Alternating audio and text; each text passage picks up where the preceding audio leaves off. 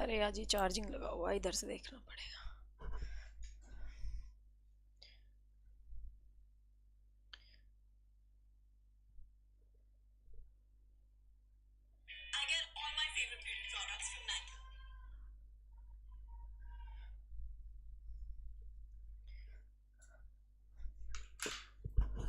Hi everyone, good evening. Hope you all are fine. This side Nisha Sharma from Achievers Academy. So, start करते हैं आज की बहुत ही बेहतरीन क्लास।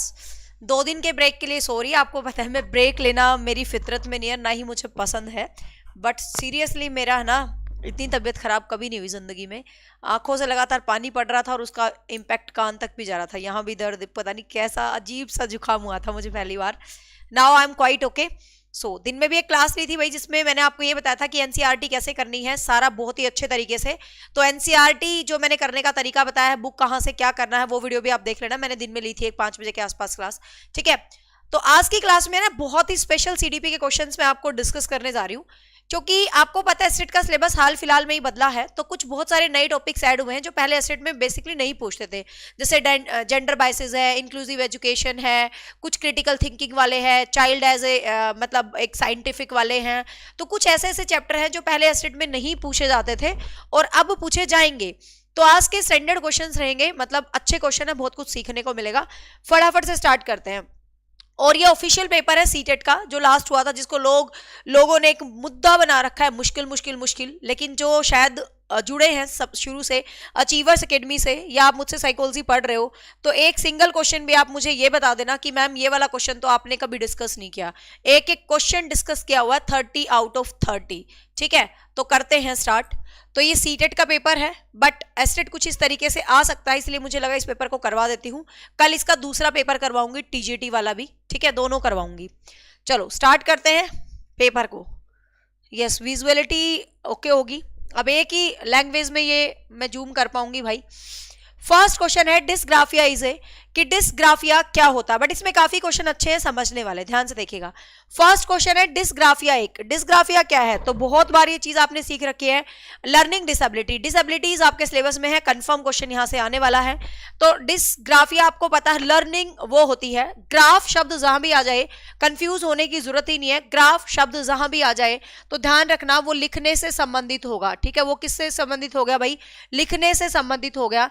तो स्पीच डिसऑर्डर तो होगा ही नहीं, क्योंकि लिखने से स्पीच डिसऑर्डर तो अफेजिया होगा, अल्फाज से रिलेट करके आप याद कर सकते हो, अफेजिया स्पीच डिसऑर्डर होगा।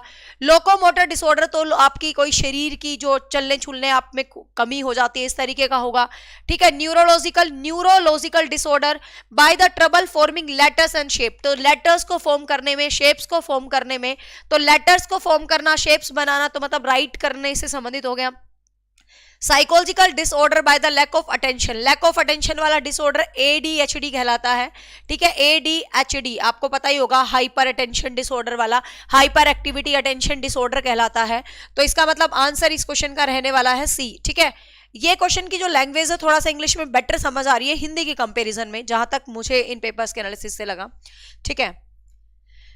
नेक्स्ट क्वेश्चन है the approach of the educating gifted children which moves them through the curriculum at the unusually rapid pace of known as, इस क्वेश्चन को कुछ बच्चे गलत करेंगे। प्रतिभावान बच्चों को शिक्षित करने का उपागम जो उन्हें असामान्य रूप से तीव्र गति से पाठ्यक्रम के माध्यम से आगे बढ़ाता है। क्वेश्चन को ध्यान से समझना, ये कह रहा है भाई प्रतिभावान जो आपके बच्चे हैं उनको शिक्षित करने का उपागम जो तीव्र गति से उनकी पाठ्यक्रमचर्या को आगे बढ़ाता है। अब यहां पर ध्यान से सुनिएगा, पाठ्यचर्या को आगे बढ़ाता है, हाँ, अब यहां पर ध्यान से आपको सुनने की जरूरत है, ये पाठ्यचर्या को आगे बढ़ाता है, तो आपका सीधा सीधा ध्यान आपको जाएगा। इंडिविजुअल डिफरेंसेस आपने पढ़ा हुआ है, इंडिविजुअल डिफरेंसेस में प्रतिभावान बच्चे आते हैं, आपको 2 पॉइंट याद आ जाना चाहिए, एक एक्लेरेशन और एक अनरिचमेंट। ठीक है, ये 2 ही पॉइंट आपके दिमाग में स्ट्राइक करेंगे सीधे, ना तो डिफरेंशिएट करेगा ना ही इमर्शन करेगा, ये 2 पॉइंट आपके दिमाग में सीधे करेंगे। अब देखो अनरिचमेंट तो प्रोग्राम्स होते हैं, यदि आपसे पूछा है कि किस टाइप के प्रोग्राम्स बच्चों को दिए जाने चाहिए, ठीक है, तो किस टाइप के प्रोग्राम, कल टीजीटी वाला भी करवाऊंगा जिसका हवा बना हुआ है, टीजीटी वाला पेपर भी देखना, कल शाम को टीजीटी वाला होगा। एक सिंगल क्वेश्चन भी ऐसा नहीं है जो मैंने आपको डिस्कस ना किया हो। हाँ, ये बात अलग है कि सीटेट पे कम काम करते थे, बट अब तो एसटेट सीटेट सेम से ही हो गए, तो मिक्स मैच ही काम चलेगा। ठीक है, हाँ। अब देखो, तो अनरिचमेंट होते हैं प्रोग्राम्स, अनरिचमेंट क्या होते हैं प्रोग्राम्स। तो तब आपसे ये पूछा जाए कि जो प्रतिभाशाली बच्चे होते हैं उनको किस प्रकार के प्रोग्राम दिए जाते हैं, जब प्रोग्राम पूछे तो आंसर आपका बी आएगा। लेकिन यहाँ प्रोग्राम की बात नहीं पूछ रहा है, यहाँ करिकुलम की बात पूछ रहा है, जो उसको संवर्धन कर रहे हैं, तो सीधा सीधा त्वरण, गतिवर्धन, अक्लेरेशन, तो आंसर यहाँ पर सी रहेगा। यस, वेरी गुड, शाबाश। चलो नेक्स्ट क्वेश्चन देखिएगा। नेक्स्ट क्वेश्चन है teacher who are working toward inclusive classroom. ये आपके सिलेबस में डला है हाल फिलहाल एसटेट के सिलेबस में, तो वो टॉपिक जो हाल फिलहाल डले हैं उन सबके क्वेश्चंस आपको ध्यान से करने हैं।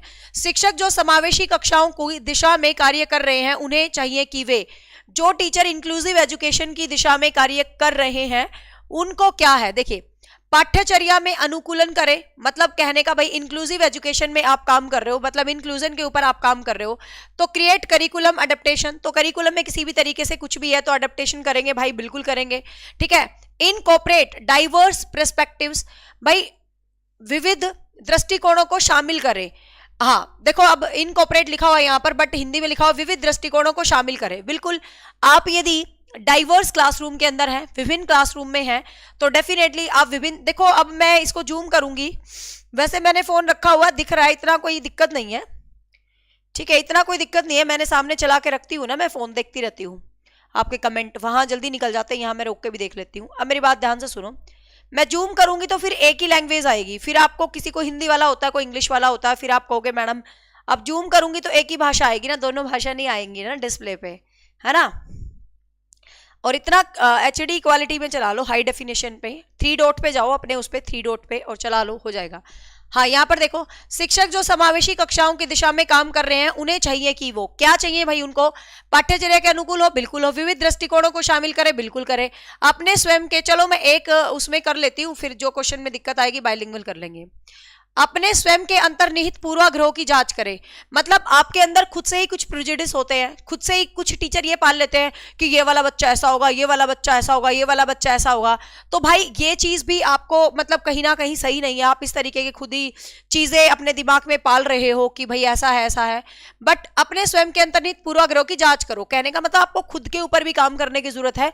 जब आप इंक्लूसिव कक्षा में पढ़ा रहे हैं तो आपको खुद के ऊपर भी काम करना है। ठीक है, विविधता को एक बाधा के रूप में देखें, आपको पता है भाई ये चीज अपने दिमाग में सेट कर लो, क्वेश्चन आएगा कहीं भी, डाइवर्सिटीज है, हिंदी इंग्लिश पेडागोजी में मल्टीलिंग्विज्म है, डाइवर्सिटीज है, उसको आप एक विविधता के रूप, मतलब उसको नेगेटिविटी के रूप में कतई नहीं ले सकते। ठीक है, तो इसका मतलब 4 ऑप्शन तो होगा नहीं, बाकी 3 ऑप्शन होंगे, तो ऑप्शन में देख लो किसमें 3 ऑप्शन है, तो 1 2 3 4 1 2 3, तो आपका सेकंड सही उत्तर रहेगा, सेकंड में 3 ऑप्शन है। ठीक है, हाँ चलो नेक्स्ट क्वेश्चन देखिएगा। अब देखो, जब भी आपको कभी ऐसे 2 ऑप्शन वाले क्वेश्चन आए, कंफ्यूज नहीं होना कभी भी। 2 ऑप्शन वाले क्वेश्चंस को अक्सर बच्चे गलत कर देते हैं, दिमाग नहीं लगाते, अपनी मर्जी चला लेते हैं। ध्यान से देखो, 2 ऑप्शन वाले करने को क्या तरीका होता है, आपको ये चीज ध्यान रखना, पहला जो फिलअप होगा उसका आंसर पहले ऑप्शन में ही होगा। ठीक है, दूसरा जो फिलअप होगा उसका आंसर दूसरे ऑप्शन में ही होगा, ये अपने दिमाग में सेट कर लेना। ठीक है, पहला फिलअप पहले आंसर में होगा, दूसरा फिलअप दूसरे आंसर में। ठीक है, एसटेट के फॉर्म भरने की डेट भी 1-2 दिन एक्सटेंड हो गई है।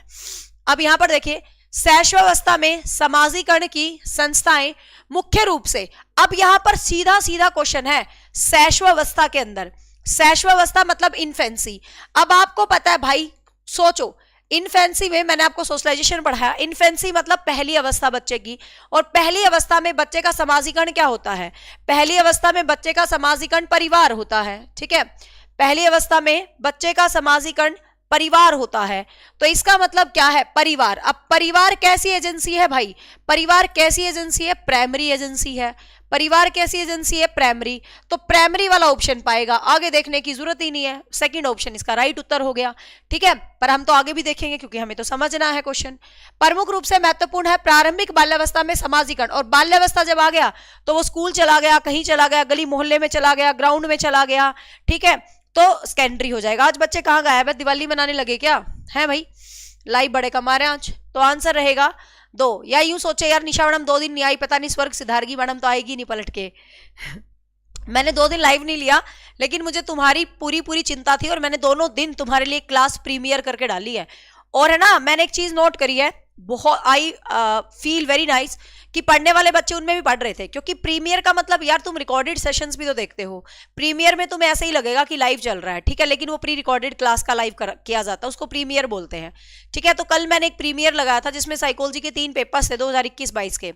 पढ़ने वाले बच्चे बहुत अच्छा सा पढ़ रहे थे उसमें, ना पढ़ने वाले बच्चे वहां बेचैन आत्मा हो रहे थे।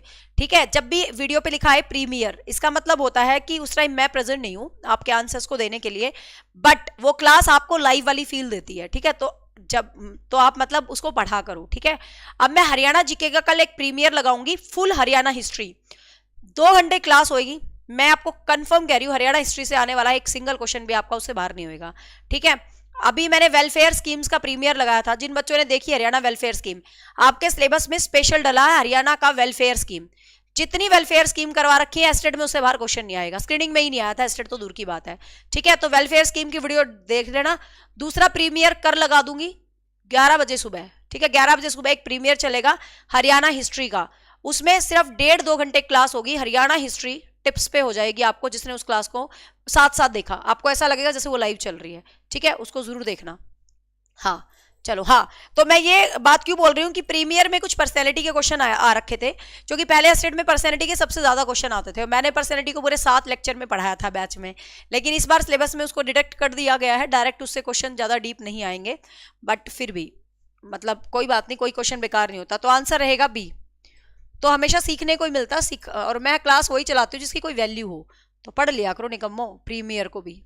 देखो लेव वाइगोस्की के अनुसार, वाइगोस्की क्या कहता है भाई, सबने वाइगोस्की, जेडपीडी, एमकेओ, स्कैफोल्डिंग, सारे शब्द वाइगोस्की के रटे होंगे। इस टाइम मैं उम्मीद करती हूँ कि आप सबने सिलेबस पढ़ लिया होगा, जहां से भी पढ़ रहे हो, मुझसे पढ़ रहे हो, कहीं से भी, अपना तो खत्म हो चुका है भाई। हाँ, सामाजिक कारक भाषा विकास को प्रभावित करके संज्ञानात्मक विकास को नहीं करते। वाइगोस्की ने ऐसा कब बोला कि भाषा विकास को प्रभावित करेंगे तो संज्ञान को नहीं करेंगे। आपका दिमाग, आपकी भाषा चलेगी तो आपका दिमाग नहीं चलेगा, चलेगा भाई, तो ये तो बोलता ही नहीं है। ठीक है, संज्ञानात्मक विकास भाषा विकास को सुगम बनाता है, ऐसा स्टेटमेंट वाइगोस्की ने कहीं भी नहीं दिया है। ठीक है, अरे मैं लाइव ही लेती हूँ, 2 दिन मुझे सांस ही नहीं आ रहा था, बोला ही नहीं जा रहा था, कहां से लाइव ले लूंगी। भाषा विकास और संज्ञानात्मक विकास एक दूसरे से स्वतंत्र रूप में विकसित होते हैं, मतलब भाषा विकास और संज्ञानात्मक विकास स्वतंत्र रूप में विकसित नहीं होते। वाइगोस्की तो क्या कहता है, शुरू में थोड़ी देर स्वतंत्र है, ये तो मिल जाते हैं, तो स्वतंत्र विकसित होने की बात नहीं कहता वाइगोस्की। भाषा विकास संज्ञानात्मक विकास को सुगम बनाते हैं। वाइगोस्की यही तो कहता है कि जो बच्चा आसपास से जो वातावरण सीखता है, वातावरण से जो भी लैंग्वेज सीख लेता है, उसकी जो प्राइवेट स्पीच है, उसकी जो इनर स्पीच है, उसकी जो भी स्पीच है, वो उसके बाद के विकास को क्या कर देती है, बेस्ट बना देती है। ठीक है, तो उसके बाद के विकास को क्या कर देती है भाई, बेस्ट बना देती है। एक मक्खी घुस गई, गेट खोल देती हूँ, पंखा चलाती हूँ, बाहर चली जाएगी, पता नहीं यार बंद घर में मक्खियाँ कहाँ से आ जाती हैं, और मुझे होती है इरिटेशन जब तक ये अभी कमरे से बाहर नहीं जाए, अभी भाग जाएगी। चलो हाँ, तो डी रहेगा सही उत्तर। तो भाई वाइगोस्की के अकॉर्डिंग डी आपका सही उत्तर रहेगा। नेक्स्ट देखिएगा, कोहलबर्ग के नैतिक तर्क के किस स्तर पर बच्चे आमतौर पर मानते हैं कि लोगों को समाज की अपेक्षाओं पर खरा उतरना चाहिए और अच्छे तरीकों का पालन करना चाहिए। अब यहां पर आपको सीधा सीधा दिमाग में आ जाना चाहिए भाई, अच्छे तरीकों का पालन, है ना, अच्छे अच्छे तरीके अपनाने हैं, मतलब आपको अच्छा बनना है। ठीक है, अब अच्छे तरीके बनाने हैं मतलब आपको अच्छा बनना है, तो अच्छा बनना है तो फटाफट देख लो कोहलबर्ग का अच्छा बच्चा बनने की धारणा, अच्छा बच्चा बनना कोहलबर्ग की स्टेज 3 के अंदर आता है। ठीक है, अच्छा बच्चा बनना कोहलबर्ग की स्टेज 3 के अंदर आता है, आपको पता है। अब 3 के अंदर आता है तो इन शॉर्ट मैं आपको बता देती हूँ फटाफट, कोहलबर्ग ने नैतिक विकास के 3 चरण दिए थे, ठीक है। कोहलबर्ग ने नैतिक विकास के कितने चरण दिए थे भाई? 3 लेवल्स दिए थे, आपको पता होगा। एक का नाम था पूर्व पारंपरिक, एक का नाम था पारंपरिक, और एक का नाम है पश्च पारंपरिक। इतना भी याद कर लोगे ना, जो बच्चे फ्रेशर हैं, जो बच्चे फ्रेशर हैं, आपने इतना भी याद कर लिया ना, तो ये मान लो पेपर में एक क्वेश्चन तो पक्का अचीव कराओगे। यहां से ज्यादा डीप नहीं भी करोगे ना, इतना भी याद कर लिया तो एक क्वेश्चन पक्का कराओगे आप। इसको हम प्री कन्वेंशनल बोलते हैं, ठीक है, इसको हम कन्वेंशनल बोलते हैं, और इसको हम पोस्ट कन्वेंशनल बोलते हैं। मैं रफली लिख रही हूं। तो ये कोहलबर्ग के क्या है भाई? 3 लेवल्स हैं, ठीक है, 3 चरण हैं, और आगे इनको 2-2 सब पार्ट्स में डिवाइड किया हुआ है, ठीक है। आगे इनको 2-2 सब पार्ट्स में डिवाइड किया हुआ है। पहला कौन सा है? आज्ञा पालन एवं पनिशमेंट, ठीक है, पनिशमेंट एवं डिसोबीडियंस। पहला क्या है भाई? आज्ञा पालन एवं पनिशमेंट, मतलब पनिशमेंट एवं डिसऑर्डर। तो पहला है पनिशमेंट एंड डिसऑर्डर। दूसरा आपको पता है भाई, दूसरा कौन सा है? तो दूसरा आपको पता है कि वो साधन सापेक्षता, ठीक है। दूसरा कौन सा है? साधन सापेक्षता है। तीसरा है अच्छा बच्चा बनने की धारणा, जो कि आपके पेपर में पूछा है। तो अच्छा बच्चा बनने की धारणा, आंसर आ गया कौन सा भाई? कन्वेंशनल स्टेज के अंदर आता है। फिर यहां पर क्या है आपका? कानून एवं विधि सम्मत, कानून और विधि सम्मत सम्मुखता, ठीक है। फिर यहां पर सोशल कनेक्टिविटी, सामाजिक संपर्क, और यहां पर सार्वभौमिक। आप इस शॉर्ट इतना भी याद कर लिया तो एक क्वेश्चन तो पक्का स्टेट में ठीक करके आओगे 100%, सीटेट में भी और एस्टेट में भी, दोनों में, ठीक है। हाँ, तो आपका अच्छा बच्चा बनना पारंपरिक स्तर के अंदर आता है। तो किस स्तर के अंदर आता है भाई? पारंपरिक के अंदर आता है। तो आंसर यहां पर आपका 1 रहने वाला है। नेक्स्ट देखिएगा,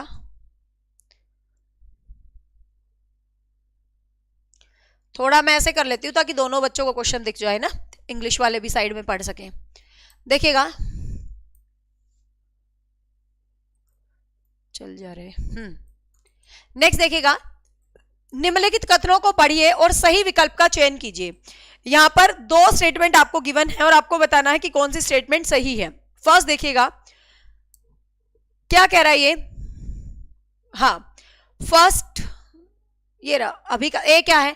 शिक्षकों और साथियों जैसे अधिक जानकार अन्य लोगों के साथ बातचीत शिक्षार्थियों को उनकी समझ और कौशल को विकसित करने में आवश्यक और मार्गदर्शन प्रदान करती है। बिल्कुल भाई 100% सही स्टेटमेंट है, 100% ये स्टेटमेंट सही है। आप किसी बड़े से बात कर रहे हो, कुछ भी कर रहे हो, तो डेफिनेटली यहां पर आपको बेटर लगेगा। तो ये बिल्कुल सही है। अब यहां पर देखो, आपको इस क्वेश्चन को करने का एक शॉर्टकट बताती हूं। वैसे आप कंफ्यूज आते हो, ये सही है, ये गलत है, ये सही है, ये गलत है। अब आपने पहला ऑप्शन पढ़ा, आपके दिमाग में आ गया यार ए तो बिल्कुल ठीक है, तो आप ऑप्शंस पे ही चले जाओ। ए और बी दोनों गलत है, इसका मतलब ए तो ठीक है ना, आपको पता है, तो इस ऑप्शन को तो पहले ही काट दो, ठीक है। ए सही है, ए सही है, ए सही है, तीनों में ए सही है, तो 3 ऑप्शन तो है, बट पहला ऑप्शन कट गया। अगला क्या कह रहा है? सामाजिक संपर्क सीखने और विकास का प्रमुख घटक है। अब आप खुद देखिए, ए भी ठीक है और आर भी ठीक है, मतलब दोनों स्टेटमेंट बिल्कुल ठीक है भाई। आप किसी से बात कर रहे हो, बड़ों से बात कर रहे हो, आपका इन्वॉल्वमेंट हो रहा है, आप सीख रहे हो, बिल्कुल ठीक कह रहा है ये। और फिर उससे आपका सामाजिक संपर्क बढ़ रहा है, बिल्कुल ठीक कह रहा है। दोनों ही स्टेटमेंट ठीक है। और आपको पता ए और आर दोनों सही है, बिल्कुल ए और आर दोनों सही है, परंतु आर ए की सही व्याख्या नहीं है। क्यों नहीं है भाई? इसी बात का समर्थन इस स्टेटमेंट में किया गया है, तो दोनों ही सही व्याख्या है।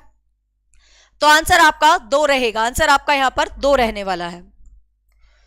नेक्स्ट देखिएगा, नेक्स्ट क्वेश्चन देखिएगा।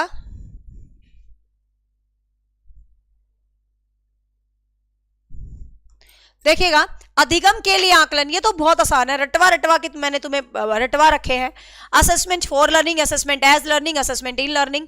असेसमेंट फॉर लर्निंग जब टीचिंग लर्निंग के दौरान होता है, असेसमेंट ऑफ लर्निंग जब टीचिंग लर्निंग के बाद होता है, असेसमेंट एज लर्निंग जब आप अपनी खुद इवेल्युएशन करते हो या किसी फ्रेंड के साथ। देखो, assessment in learning come use होता है, ज्यादा डीप जाए तो असेसमेंट इन लर्निंग दोस्तों के साथ होती है, बट असेसमेंट इन लर्निंग वैसे कम यूज होता है।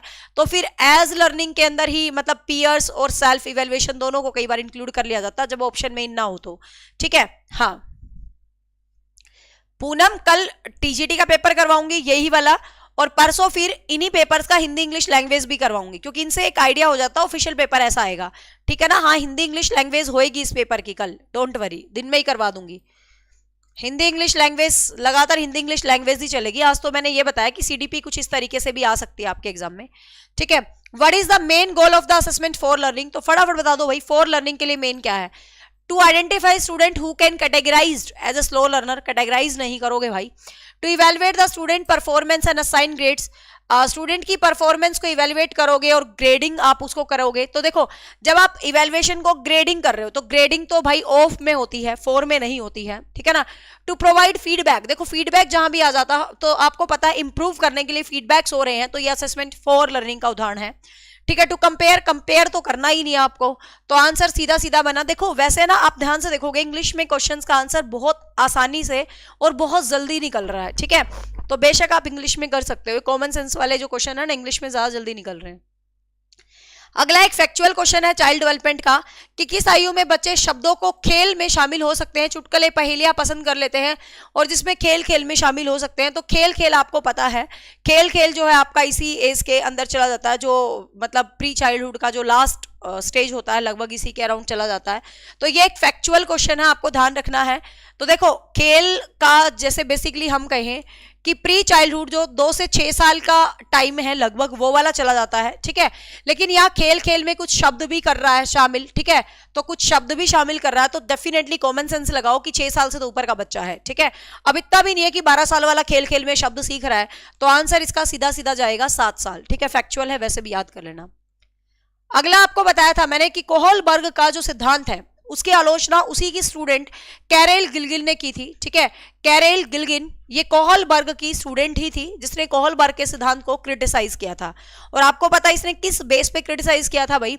इसने सीधा यही बोला था कि क्या है कोहलबर्ग, सारा लड़कों पे इस्तेमाल करा, लड़कियों को तो भूल ही गया। और आपको पता भाई लड़कियां अब कितनी जलती हैं, अब लड़कियों को वैल्यू ना मिले तो लड़कियों को तो वैसे ही आग लग जाती है। हाय, इतनी बड़ी थ्योरी बना दी, इतना फेमस हो गया, औरतों का नाम ही नहीं लिया इसने, ऐसा थोड़ी ना हो सकता। मैं बताऊंगी कैसे हमें भूल गया। बस सीधा सीधी सी बात है भाई, नारीवाद दृष्टिकोण। आपको पता है लड़कियों को जहां कदर नहीं मिलती ना वो आग बबूला हो जाती है। तो एग्जैक्टली यही कैरल गिल्गिन के साथ हुआ कि कोहलबर्ग इतनी बड़ी थ्योरी बना दिया, हमें भूल ही गया। ऐसे कैसे भूल गया? हमें भूले बिना कोई काम हो सकता है, ठीक है। तो फेमिनिस्ट पर्सपेक्टिव से इसने क्या किया था भाई? इसको क्रिटिसाइज किया था। तो आंसर यहां पर आपका 2 रहने वाला है। आसान सा क्वेश्चन है, फैक्चुअल है, याद पड़ा सबको, ठीक है। अगला देखिएगा यहां पर,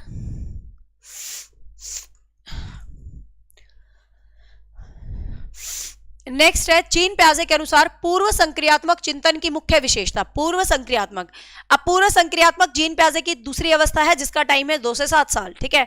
तो पूर्व संक्रियात्मक जीन प्याजे की दूसरी अवस्था है जिसका टाइम है 2 से 7 वर्ष। ये कह रहा है जीन प्याजे के अनुसार पूर्व संक्रियात्मक चिंतन की मुख्य विशेषताओं में से डैश है कि, एक भी क्वेश्चन ऐसा बता देना 30 में से एक सिंगल क्वेश्चन भी जो कंटेंट से बाहर मिले लास्ट में। देखो जीन प्याजे के अनुसार पूर्व संक्रियात्मक चिंतन की मुख्य विशेषताओं में से एक डैश है कि किसी स्थिति के एक पहलू पर ध्यान केंद्रित करने और दूसरों पर अपेक्षा करना। मतलब एक स्टेटमेंट कह रहा है, ये कह रहा है भाई एक ही बात पर आपका ध्यान केंद्रित है, बाकियों को आप इग्नोर मार रहे हो। तो मतलब क्वेश्चन में ही उत्तर दे देता है, क्वेश्चन में ही उत्तर दे रहा, मैं एक पे ही ध्यान केंद्रित कर रहा हूं, बस एक पे ही मेरी अटेंशन है। तो डेफिनेटली मैं सेंट्राइजेशन हूं, डेफिनेटली मेरा केंद्रीयकरण है।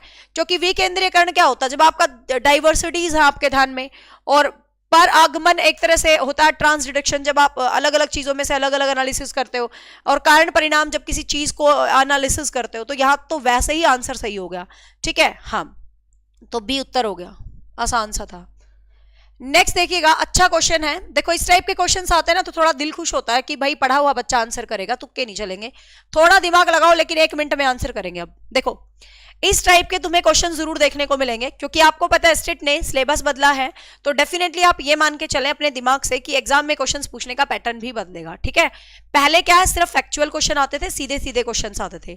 अब क्या है, क्वेश्चंस में आपकी अंडरस्टैंडिंग, क्वेश्चन वही बच्चा करेगा, क्वेश्चन बिल्कुल आसान आएंगे, लेकिन जिसने कंटेंट अच्छे से पढ़ा है वो क्वेश्चन गलत नहीं करेगा, ये फैक्ट है। अब आपने कंटेंट पढ़ा हुआ है अच्छे से, अब आप ये देखिएगा जब आपको इस तरीके से आ जाए 4-5 ऑप्शंस, ठीक है। हाँ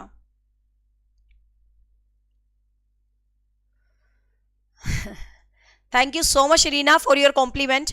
मैं लास्ट में बताऊंगी मैं सारे सब्जेक्ट कैसे पढ़ा लेती हूँ, ये बात लास्ट में बताऊंगी, बीच में हो गया तो थोड़ा टाइम वेस्ट होएगा, बट ये बहुत सारे बच्चों का क्वेश्चन है तो मैं अंत में उत्तर जरूर देके जाऊंगी इस क्वेश्चन का, क्योंकि ये क्वेश्चन मुझे बहुतों ने पूछ लिया। मैंने सारे कैसे पढ़ रखे बताऊंगी, पहले यहां आंसर दूंगी तो टाइम वेस्ट हो जाएगा, लास्ट में दूंगी। देखिएगा, जब आपको ऐसे ब्लैंक ब्लैंक में बहुत सारे ऑप्शन मिले, अब ध्यान से देखिएगा, ब्लैंक ब्लैंक में जब आपको बहुत सारे ऑप्शन मिलेंगे ना, कमेंट इतने नीचे कैसे, एक मिनट रुक, कैसे गए, चल चार्जिंग होगी ना ये, रुको यहाँ रख लेती हूँ सामने, मेरे को ना मजा नहीं आता जब तक कमेंट मेरी आंखों के सामने ना चले, वहां से ना वो हो जाते हैं डिसअपीयर से जल्दी जल्दी स्क्रीन से। यहाँ मुझे कोई कमेंट देखना हो तो मैं फास्टली देख लेती हूँ।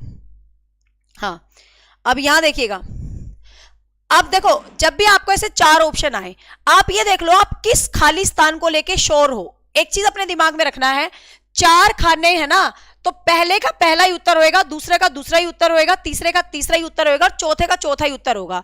ये चीज आपने अपने दिमाग में सेट रखनी है।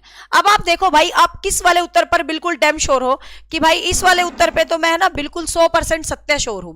अब देखो, इन अर्ली चाइल्डहुड, मतलब चाइल्डहुड की पहले वाले स्टेज पर आपको पता है 0 से 2 इन्फेंसी होता है, फिर 2 से 6 आपका अर्ली चाइल्डहुड, फिर 6 से 12 लेटर चाइल्डहुड, 12 से 18 आपका अडोलसेंस। ठीक है, लेकिन ये क्वेश्चन मैंने आपको बहुत बार करवा रखा है कि ऑप्शंस के हिसाब से वेरिएशंस इसके अंदर आ सकती हैं। अब यहां पर ये कह रहा है कि इन अर्ली चाइल्डहुड ग्रोथ, अब आप देखो अर्ली चाइल्डहुड में जो आपकी ग्रोथ होती है वो कैसी होती है, वो अर्ली चाइल्डहुड जैसे ही आती है, आपको पता बच्चा धीरे धीरे ग्रोथ करता है। चलो मान लो अभी हम है ना कंफ्यूज हैं भाई, स्लो होती है या स्टडी होती है। स्लो का मतलब होता है धीमी, स्टडी का मतलब है कुछ कुछ स्थिर हो जाती है थोड़ी सी। मान लो इस क्वेश्चन पे हमें यहाँ पर डाउट है, मैं तुम्हें क्वेश्चन सिखा रही हूं कि श्योर किस पे हो। एंड थिंकिंग इज, और थिंकिंग कैसी होती है भाई, अब आप सबको पता है। अब यूं बताओ कौन सा बच्चा है ऐसा जिसको ये नहीं पता कि बाल्यावस्था में जो बच्चा होता है वो अहम केंद्रित होता है। ये क्वालिटी सबको पता है ना कि बाल्यावस्था में बच्चा अहम केंद्रित होता है, उसको अपने आप से मतलब होता है, बाकी किसी से मतलब नहीं होता। तो हम बिल्कुल श्योर है कि उसकी थिंकिंग तो मैडम ईगोसेंट्रिक होती है। ठीक है, तो उसकी थिंकिंग कैसी होती है भाई, ईगोसेंट्रिज्म होती है। अब मैडम यहां भी ईगोसेंट्रिज्म है, यहां भी ईगोसेंट्रिज्म है, बट यहां नहीं है और यहां नहीं है। देखो करने का तरीका बताती हूँ, कभी भी चाहे 5 के 6 खाली स्थान आ जाए तो भी तुम गलत नहीं करके आओगे। इन दोनों को काट दो, इन दोनों की राम कहानी यहां पर खत्म। अब यहां पर देखो, in middle age growth dash is and thinking is, आपको पता मिडल बाल्यावस्था में बच्चे की कैसी थिंकिंग होती है भाई, वो ये करता है ये क्यों हुआ, ये कैसे हुआ, ये नहीं होना था, मतलब लॉजिकल होता है, लॉजिकल होता है। लेकिन यहां पर जो उसकी ग्रोथ होती है, याद हो तुम्हें इन्फेंसी में बच्चे की ग्रोथ बहुत ज्यादा होती है, लेकिन जब बाल्यावस्था आती है तो उसकी ग्रोथ स्थिर हो जाती है, क्योंकि उसका जो ग्रोथ लेवल है वो धीरे हो जाता है, उसका जो मेंटल लेवल है वो तेज गति से बढ़ता है, तो स्टडी होती है। तो आंसर यहां पर क्या रहेगा भाई, 2 रहेगा। आंसर यहां पर क्या रहेगा, ग्रोथ स्लो होती है, मेंटल लेवल उसका इंक्रीज होता है। इन्फेंसी में इन्फेंसी के अंदर शारीरिक विकास सबसे ज्यादा होता है, बाल्यावस्था में मानसिक विकास सबसे ज्यादा होता है, और उत्तर बाल्य उसमें किशोर अवस्था में तीनों ही विकास सबसे ज्यादा गति से होते हैं। ठीक है, हाँ, thank you so much Lokendra Gujjar. अच्छा लगता है मुझे अदर स्टेट के जब बच्चे आते हैं, लेकिन अदर स्टेट के जब बच्चे आते हैं तो आप अपने स्टेट वाले बच्चों को बताया भी करो भाई अपनी मैडम के बारे में। हाँ, तो आंसर यहां पर 2 रहेगा। आंसर यहां पर क्या रहेगा भाई, 2 रहेगा। ठीक है, चलो नेक्स्ट क्वेश्चन मैं बता देती हूं, विच of the following is gross motor skill. अब ये देखो, मैं आपको एक चीज कहती हूं, जो बच्चे यूट्यूब से जुड़े ना, आप ये प्रैक्टिस सेट 2 दिसंबर को पेपर है ना, मैं 30 नवंबर तक लगातार तुम्हें हिंदी, इंग्लिश एंड साइकोलॉजी की प्रैक्टिस करवाऊंगी। आप ये प्रैक्टिस भी करते रहेंगे तो भी आपके इतने सारे कॉन्सेप्ट क्लियर होते रहेंगे पेपर तक, बहुत सारे। अब देखिए यहां पर आपको पता है ग्रॉस मोटर स्किल हम कई बार यूज कर चुके हैं, फाइन मोटर स्किल और ग्रॉस मोटर स्किल्स 2 होती है। बहुत ज्यादा एफर्ट्स लगते हैं। ठीक है, तो आपको नीटिंग, बुनाई कर रहे हो, ये यूं यूं कर रहे, पुराने जमाने में लुगाइया ऐसे मैड में बुनती रहती थी, सलाइयां, डीओ आ जाता था छुपा देती थी सलाई, पहले ऐसे करती थी मैडम। तो इसमें कौन सा दम लग रहा था भाई, तो इसका मतलब ये फाइन मोटर स्किल है। स्विमिंग आप जब करते हो तो आपने सुना होगा, यदि आपको वेट लूज करना है तो स्विमिंग ज्वाइन कर लो, पूरी बॉडी पर इंपैक्ट करती है, तो ये आपका ग्रॉस मोटर स्किल है। ठीक है, कटिंग अलोंग आउटलाइन, एक सर्कल बना दिया, उसको ऐसे ऐसे काट रहे हो मजे में, कितना ही एफर्ट लग रहा है, फाइन मोटर स्किल। तो बिग चाहे रेक्टेंगल कटवा लो यार, चाहे सर्कल कटवा लो, बालक ने कैंची तो उतनी चलानी हल्की सी। ठीक है, तो swimming is gross motor skill, तो आंसर यहां पर 2 रहेगा। चलो नेक्स्ट देखिएगा, अब ये क्वेश्चन तो बहुत ही आसान है भाई, physical growth and development follows and principle of the development. आपको सबको पता है भाई डेवलपमेंट के 2 प्रिंसिपल होते हैं, फटाफट बता दो। इसमें इस क्वेश्चन में तो दिमाग क्या, दिल दिमाग क्या, 1 सेकंड का भेजा भी नहीं लगाना तुम्हें, फटाफट बता दो भाई। कौन से 2 स्किल्स होते हैं फटाफट? इंटीग्रेशन कहां से पैदा हो गया भाई? डेवलपमेंट के 2 ही टाइप होते हैं, प्रिंसिपल ऑफ डेवलपमेंट के 2 ही टाइप होते हैं, एक शाफियोकॉर्डल होता है और एक प्रोक्सिमोडिस्टोल होता है, सबको पता है भाई। देखो ये शीर्षगामी, हिंदी में कुछ कुछ लिख देता अजीब अजीब सा, शीर्षगामी लिख देगा, मस्तक अधोमुखी लिख देगा, शिरोपादीय लिख देगा, पता नहीं क्या क्या लिख देगा। इंग्लिश में थोड़ा सा इजी ही लग रहा है, ठीक है। हाँ, तो आपको पता है शाफियोकॉर्डल, एक तो बच्चे का सिर से लेके पैर तक विकास होता है। आपको पता है छोटा सा बच्चा होता है, सबसे पहले गर्भ से देख लो आप being a female I think सबने एक्सपीरियंस किया होगा, जब पहला आप अल्ट्रासाउंड करवाते हो तो सबसे पहले बेबी का सिर दिखता है पेट के अंदर भी, और सिर ही सबसे पहले दुनिया में बाहर आता है। सिर ही सबसे पहले बच्चा पैदा होने के बाद सिर की ही हैंडलिंग सीखता है, सबसे पहले सिर का ही साइज पूरा होता है, तो सबसे पहले सिर की ही डेवलपमेंट होती है। राजस्थान वालों को बुक ऑनलाइन मिल जाएगी।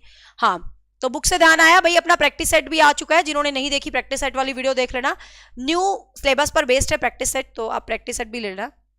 तो आंसर आपका 2 रहेगा। हाँ, लास्ट वीक में प्रैक्टिस सेट भी सोल्व करवा दूंगी सारा, एक बार सब बच्चों के पास आ जाने दो फिर देखूंगी। और प्रोक्सिमोडिस्टल होता है जब सेंटर से नीचे की तरफ डेवलपमेंट होता है, तो ये सबको पता है भाई, तो आंसर यहाँ पर 2 रहेगा। ये तो बहुत ही आसान सा क्वेश्चन था। चलो नेक्स्ट देखिएगा, according to Howard Gardner a philosopher has that type of intelligence and, एक जो स्कल्प्टर होता है, जो मूर्तिकार बना होता है उसके पास। अब आपको पता है, देखो आप खुद देखिएगा, ठीक है, अब आप खुद देखिएगा भाई एक फिलोसफर कैसा होता है। सोचो सोचो सोचो सोचो, हार्वर्ड गार्डनर 9 प्रकार की बुद्धियां हैं, लेकिन एनसीईआरटी 11th क्लास में 8 प्रकार की बुद्धि लिखी है। बात को ध्यान से सुनिएगा, वैसे तो हार्वर्ड गार्डनर आपके सिलेबस में अलग से लिखा हुआ है मल्टी इंटेलिजेंस, तो ये मानना स्टेट में लिख के ले लो, एक क्वेश्चन हार्वर्ड गार्डनर से आएगा। क्यों? क्योंकि आपके सिलेबस में अलग से हाईलाइटेड है इंटेलिजेंस, साथ में लिखा हार्वर्ड गार्डनर मल्टी इंटेलिजेंस, तो इसका मतलब हार्वर्ड गार्डनर का मल्टी इंटेलिजेंस अलग से पिरो के आएगा आपको, ठीक है। तो हार्वर्ड गार्डनर आपको पता है 9 प्रकार की बुद्धियां हैं। ध्यान से सुनो, पेपर में वैसा क्वेश्चन नहीं पूछेगा कितनी बुद्धि दी, 8 और 9 दोनों ऑप्शन हो तो आप 8 टिक कराना। एनसीईआरटी में 8 है तो आप उसको क्लेम कर सकते हो, वो सही मानता है आंसर की में, सीटेट में दिया भी है, लेकिन वैसे 9 है, वर्तमान में 9 ही मानी जाती हैं, बट फिर भी मैंने आपको लॉजिक बता दिया है। एनसीईआरटी 11th क्लास की चैप्टर नंबर 2 में 8 बुद्धि लिखी, आज तक उसको अपडेट नहीं किया गया है, तो इसलिए आंसर की में आज तक भी सीटेट वाले 8 ही देते आए हैं, तो एस्टेट वाले कौन सा ज्यादा यूनिक करेंगे, वो भी 8 ही दे देंगे, ठीक है, बट वैसे हम 9 ही करते हैं। तो आपको पता ही होगी सबको, लिंग्विस्टिक होती है जो भाषा से संबंधित है। अब देखो फिलोसफर भाषा से संबंधित होता है? होता ही नहीं, पहला ऑप्शन काट दो।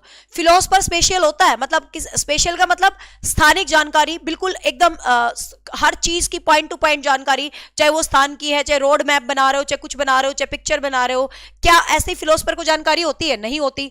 इंट्रापर्सनल और इंटरपर्सनल, अब दोनों में कॉन्सेप्ट समझना भाई, इंट्रापर्सनल और इंटरपर्सनल, इन दोनों को ध्यान से देख लो। इंट्रा शब्द जब भी आए, इंट्रा एक है इंटर, ठीक है। हाँ देखो क्वेश्चन को समझ लो, अब भी है ना हार्वर्ड गार्डनर का एक सिंगल क्वेश्चन गलत नहीं होगा, ऑप्शन से कर लेना, किसी को ना समझ में आए तो फटाफट देखो। इन दो में से तो क्वेश्चन जरूर से जरूर आता है, आज तक एस्टेट में हर बार आया रिकॉर्ड तोड़ क्वेश्चन। इंट्रापर्सनल और इंटरपर्सनल ध्यान से समझ लो भाई, हिंदी में ना अजीब अजीब लिख देता है, कई बार इनको अंतर्व्यक्तिक लिख देगा, कई बार अंतराव्यक्तिक लिख देगा, कई बार अंतःपरा लिख देगा, तुम है ना इंग्लिश में ही याद कर लो सीधा। देखो 2 ही तो शब्द याद करने हैं, एक इंट्रा जिसके पीछे ये लिखा है RA लिखा है, एक है इंटर, ठीक है, बस इतना सा लॉजिक है, इंटर और इंट्रा। देखो कैसे याद करोगे, एक छोटा सा आप स्कूल कॉलेज में जाते थे तो घर वाले कहते थे ओ भाई मेरा छोरा तो इंटर डिस्ट्रिक्ट कॉलेज कंपटीशन में जा रहा है। इंटर डिस्ट्रिक्ट मतलब अपने से बाहर के डिस्ट्रिक्ट में चला गया, ठीक है, तो इंटर मतलब बस सीधा याद कर लो भाई, अपने से इंटर करने छोरा बाहर कॉलेज में पढ़ने चला गया। तो इंटर जब होती है ना तो ये होती है अपने से बाहर, ठीक है। इंटर जब क्या होती है, इंटर होती है अपने से बाहर, बस सीधा सीधा सा लॉजिक है। तो जो दूसरों की भावनाओं के लिए होती है तो वो तो इंटरपर्सनल होती है। इंट्रा एक बहुत पहले जीटीवी पर एक सीरियल आता था, आपकी अंतरा, अंतरा अपने आप में रहती थी बेचारी, है ना, ऑटिस्टिक चाइल्ड थी वो, ऑटिस्टिक चाइल्ड होता है ना जो डिसऑर्डर, है ना, तो यहां पर देखो तो इंट्रा भाई ये अपने आप में रहती थी बेचारी, बस आपकी अंतरा हो गया याद। अभी मत गलत कराना इस क्वेश्चन को, जरूर आएगा ये पेपर में, जरूर आएगा, और तुम्हें पेपर में मेरा डायलॉग याद आएगा, अरे मैडम कह रही थी जरूर आएगा, है ना। तो यहां पर देख लो बस। अब फिलोसफर कहां दूसरों के लिए सोचता, अपनी फिलोसफी झाड़ता रहता है, तो फिलोसफर इंट्रापर्सनल होता है। और जो मूर्तिकार है वो एक स्पेसिफिक बंदा है, हर चीज का विशेष ध्यान रखता है, चाहे वो मूर्तिकार है, चाहे रोड मैप बना रहा है, चाहे स्थानों की जानकारी है। आपको पता स्पेशल इंटेलिजेंस का मतलब स्थानिक, स्पेशल, कुछ खास, प्लस रोड मैप, स्थान, इन सब की जो जानकारी है वो अच्छे से रखते हैं। तो भाई आप पेंटिंग बना रहे हो तो डेफिनेटली आप सबकी जानकारी रखते हो, ठीक है। हाँ, मूर्त अमूर्त बुद्धि में आ जाए तो आप इसको मूर्त बुद्धि में ले सकते हो, है ना।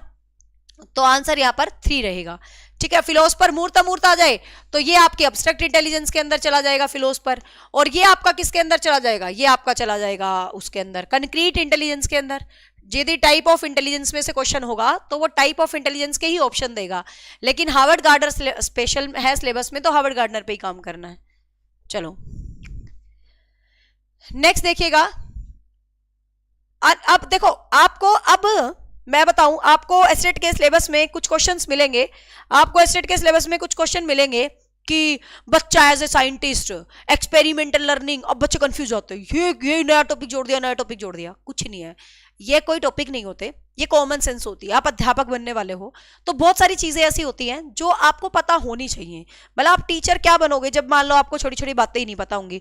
तो जो आप बोलते हो ना टीचिंग एप्टीट्यूड की पैडागोजी पैडागोजी पैडागोजी, मतलब हिंदी इंग्लिश में कंटेंट है, समझाने की बातें हैं, लेकिन साइकोलॉजी की जो पैडागोजी होती है ना वो कॉमन होती है बहुत। जैसे ये वाला क्वेश्चन साइकोलॉजी की पैडागोजी का क्वेश्चन है। देखो, एक्सपेरिमेंटल लर्निंग स्ट्रेस, अनुभवात्मक अधिगम क्या होता है। अब आप खुद देखो भाई, अनुभव अधिगम क्या होगा। बच्चों को अधिगम पर शिक्षक का नियंत्रण, ओ कंट्रोल, भाई टीचर का कंट्रोल है पूरा है। क्यों यार, आजकल कौन किसी के कंट्रोल में रहता है। The role of the reinforcement in learning, भाई लर्निंग में रीइंफोर्समेंट का रोल बहुत जबरदस्त है, बहुत ही जबरदस्त है। लेकिन स्किनर कहता है ना ये एक्सपेरिमेंटल लर्निंग तो नहीं कहती ना, काट दो इसको भी।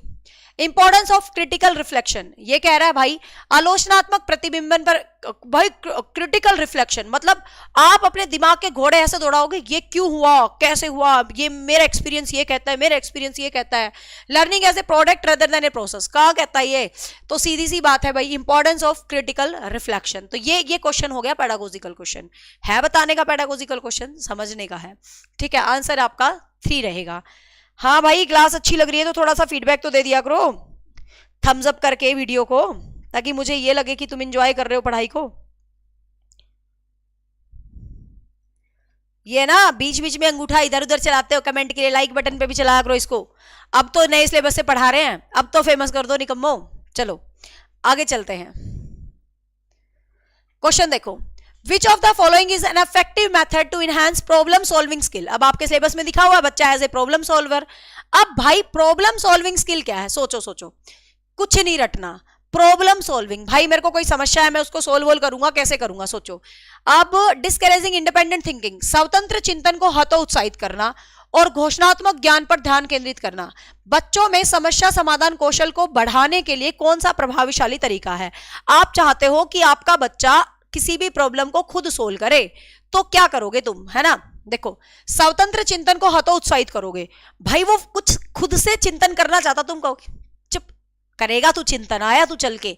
अब बेचारा खुद से चिंतन ही नहीं करेगा तो कहां से प्रॉब्लम सोल्वर बनेगा। तुम्हारा बच्चा यदि जिंदगी में कुछ कर रहा है ना तो उसको यूं झापड़ मार के मत बिठाकर चल रहे तू क्या करके दिखाएगा, फिर वो नहीं प्रॉब्लम सोल्व करेगा अपनी, तो काट दो। कठिन समस्याओं से बचने के लिए उन्हें प्रोत्साहित करना, भाई कठिन समस्या तेरे सामने आ जाए तो बच जा उससे। बेटा कोई मुसीबत आ जाए, कोई मुश्किल क्वेश्चन आ जाए तो भाग जा, उसका आंसर मत कर। ऐसे करोगे अपने बच्चे के साथ, नो वे, ऐसे नहीं करोगे भाई अपने बच्चे के साथ। बेचारा है, मतलब यार कठिन क्वेश्चन आता तो उसमें तो और भी मजा आना चाहिए पढ़ाने में, कि बच्चों को सीखने को कुछ ना कुछ मिलेगा। तो भाई ये भी उसकी प्रॉब्लम सॉल्विंग को इनहांस नहीं करेगा। Providing them with the readymade solution, ओ भाई रेडीमेड सॉल्यूशन दे दो, रेडीमेड खाना लाओ, बहू रोटी बनाना सीखेगी नहीं कदे भी। तो रेडीमेड सॉल्यूशन देना कोई मतलब नहीं है। यदि अपने बच्चों को रेडीमेड सॉल्यूशन दोगे हर चीज का तो रेडीमेड ही हो जाएंगे वो, फिर वो कुछ नहीं अपने हाथ हिलाएंगे जिंदगी में।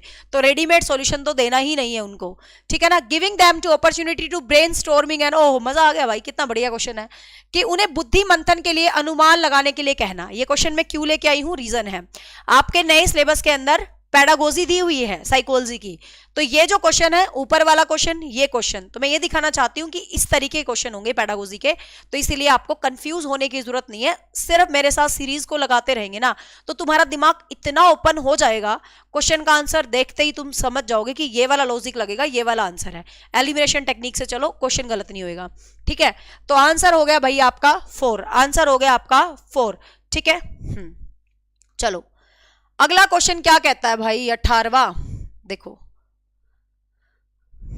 18वां क्वेश्चन भी कुछ इसी तरीके का है, ये कथन निष्कर्ष वाला। एक बात मैं अगेन अगेन रिपीट कर रही हूँ, एस्टेट इस बार टाइम कंज्यूमिंग होगा, अपने दिमाग में ये शुरू से सेट करके चले। शिक्षकों को सार्थक वातावरण बनाना चाहिए जिसमें सभी बच्चों को सक्रिय भागीदारी और संलग्नता हो। मतलब भाई आप एक अध्यापक हो तो आपको चाहिए एक बहुत अच्छा एटमॉस्फेयर बनाओ ताकि सारे बच्चे भाग लें। बिल्कुल भाई, बिल्कुल। आप साइकोलॉजी में एक अध्यापक हो तो मतलब बहुत जबरदस्त वाले। अपने दिमाग में एक चीज याद रखना, अकॉर्डिंग टू न्यू सिलेबस, पहले वाले सिलेबस में तो क्या थे, आप एक इंटेलिजेंट बच्चे थे, खूब पढ़ के गए हो साइकोलॉजी को, पूरा डीप दिमाग लगा के पढ़ के गए और फिर उत्तर जो आया उसका क्वेश्चन आया और आपने आंसर कर दिया। नए वाले सिलेबस के अकॉर्डिंग आधा तो आप इंटेलिजेंट हो, आधा आपकी कॉमन सेंस चलेगी, ठीक है। तो नए वाले सिलेबस के अकॉर्डिंग आधी कॉमन सेंस चलेगी। तो कॉमन सेंस में टीचर को भी आदर्श रखना है और बच्चे को तो बिल्कुल डायमंड बना के रखना है, उसके साथ तो कुछ गलत व्यवहार करना ही नहीं है तुम्हें। चाहे तुम्हारी प्राण ऐसे गुस्सा हो रहा हो, तुम्हें डांटने का मन कर रहा हो, बट फिर भी तुम कहोगी नहीं बच्चा तो बहुत प्यारा होता है, उसके साथ कोई बदतमीजी नहीं, ठीक है। हाँ, तो आपको ध्यान रखना है कि शिक्षकों को सार्थक वातावरण बनाना चाहिए। बिल्कुल बनाएंगे भाई, बच्चे एक्टिव भागीदारी करें, चाहे वो सिर खाएं, बट उनकी भागीदारी बहुत जरूरी है, ठीक है, बिल्कुल सही है। सभी बच्चे आंतरिक रूप से सीखने के लिए प्रेरित होते हैं क्योंकि सीखने में सक्षम होते हैं। बिल्कुल भाई, सभी बच्चों के अंदर से मन में है सीखने के लिए, ठीक है। हाँ, तो आपको ध्यान रखना है। तमन्ना, ये बेटा मैं बहुत बार यूट्यूब पर बता चुकी हूं, अब फिर बता देती हूं, मैंने अनाउंसमेंट बहुत बार कर रखी है। कोई भी बच्चा अचीवर्स एकेडमी बैच से कोई भी कोर्स लेता है तो मैंने आपको पहले ही बताया था, गूगल की तरफ से फॉल्ट है, ऐप बहुत सारे गायब हो रहे हैं, ठीक है, बहुत सारे लॉजिक चले हुए हैं। तो ये सब कुछ ऐप वालों ने सेटिंग्स कर रखी है ताकि ऐप डिसेबल ना हो। तो जब आप परचेज करते हो कई बार तो आपको हार्ड कॉपी का ऑप्शन दिख रहा होगा कि हार्ड कॉपी आएगी, लेकिन मैं आपको क्लियर बता रही हूँ, कोई भी बच्चा किसी भी तरीके की गलतफहमी में मत रहना। आप जब कोर्स को परचेज करोगे तो आपको मेरी वीडियो क्लास मिलेंगी, टीचर्स की, मेरी, आपको सबकी वीडियो क्लास मिलेंगी, हर क्लास की पीडीएफ नोट्स आपको मिलेंगे, ठीक है, बट हार्ड कॉपी आपको नहीं मिलेगी और ना ही हार्ड कॉपी आपके घर पे जाएगी। प्लीज इस चीज को अंडरस्टैंड करना, ये मेरे साथ नहीं, कम से कम भी 50 ऐप पर ये प्रॉब्लम चल रही है, ठीक है। तो ये गूगल वाला इशू है, तो इसको प्लीज कोई भी पर्सनली ना ले। मैं पहले ही बता रही हूँ, कोई भी कोर्स आप खरीदोगे आपको वीडियो क्लास मिलेंगी, लाइव क्लास मिलेंगी, रिकॉर्डेड, जो भी होगा उस बैच के ऊपर मेंशन होगा।